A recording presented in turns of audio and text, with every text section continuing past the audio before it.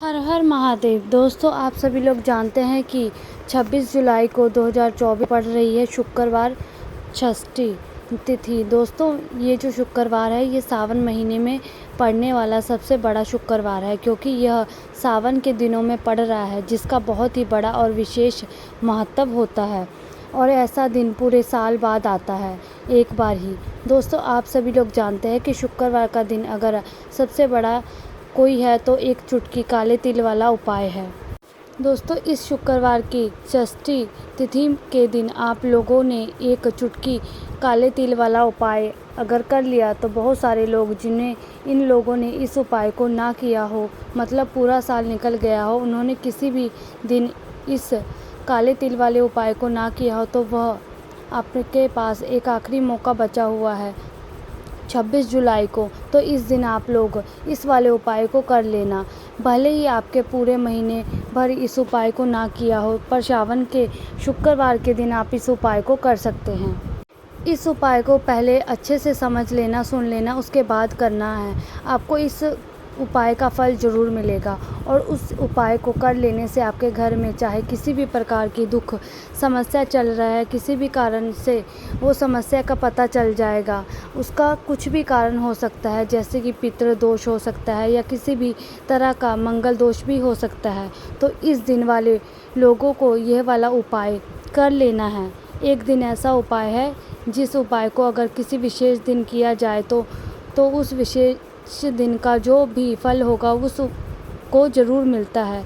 तो हमें उससे भी बड़ा फल मिलता है, और फल बहुत जल्दी मिलता है, क्योंकि इस उपाय को बहुत ही बड़े और विशेष दिन पर कर रहे हो। तो चलिए अब उपाय को बारे में बात करते हैं, लेकिन उससे पहले अगर आवश्यकता है कि अगर आपने चैनल को सब्सक्राइब नहीं किया है तो चैनल को सब्सक्राइब कर लें। इस वीडियो को लाइक करें, शेयर करें, और कमेंट बॉक्स में श्री शिवाय नमोस्तुभ्यं ये ज़रूर लिखें।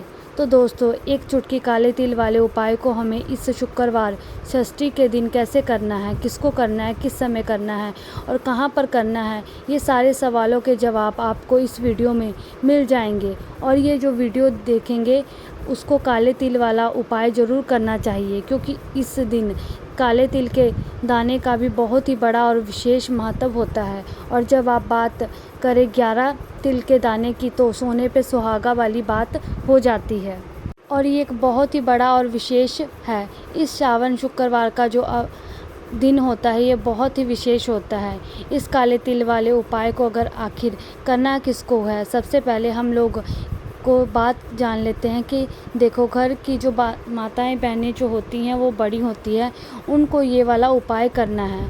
या फिर घर का कोई सदस्य है जो बहुत परेशानी में है, जो बहुत दिक्कत में है, दुख में है, जो अपने लिए ये उपाय करना चाहता है, इस वाले उपाय को वो खुद अपने लिए कर सकता है। बाकी अगर घर में कोई ऐसा है जो कि अपने पूरे परिवार की सुख शांति के लिए उपाय करना चाहता है, तो वो भी उपाय कर सकता है, उसमें कोई दिक्कत वाली बात नहीं है।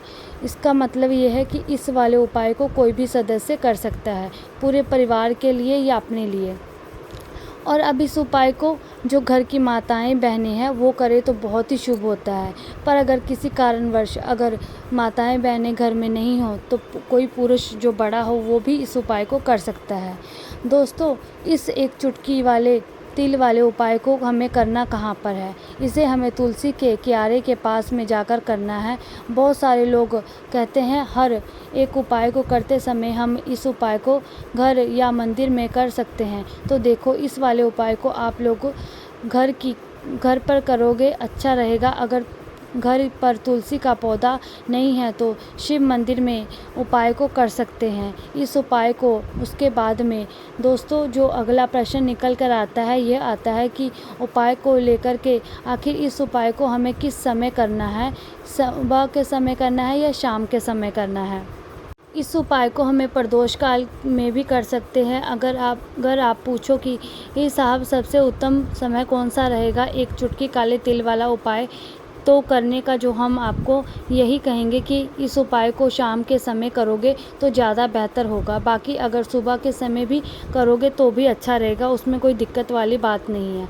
अगली सबसे बड़ी और महत्वपूर्ण बात है, ये आती है कि सुबह अगर उपाय को करोगे तो हमें कितने से कितने बजे तक के बीच में करना होगा, और शाम को करोगे तो हमें कितने से कितने बीच के समय के बीच में करना होगा।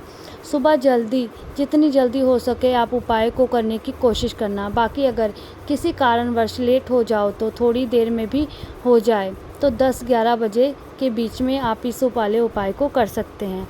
उसके बाद में दोस्तों, अगर शाम के समय प्रदोष काल की बात करें तो प्रदोष काल का जो समय होता है 6 बजे से लेकर के 7 बजे के बीच में होता है, तो उस समय आप इस वाले उपाय को कर सकते हैं। अगर किसी कारणवश अगर आप लेट हो जाए तो इसको आप थोड़े 8 बजे तक भी कर सकते हैं।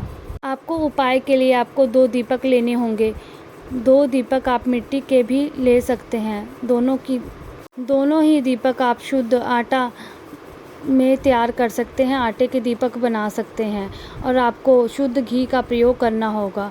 और एक दीपक आपको गोल रुई की बाती का प्रयोग करना होगा। एक दीपक के अंदर आपको लंबी बाती का प्रयोग करना होगा।